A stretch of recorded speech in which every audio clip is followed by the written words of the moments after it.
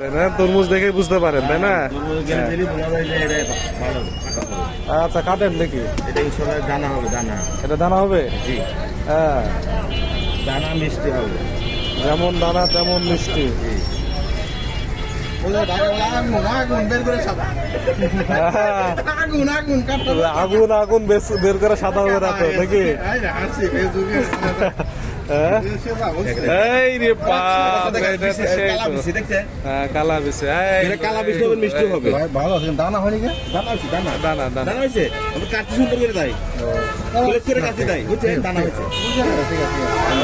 সুন্দর সুন্দর সুন্দর।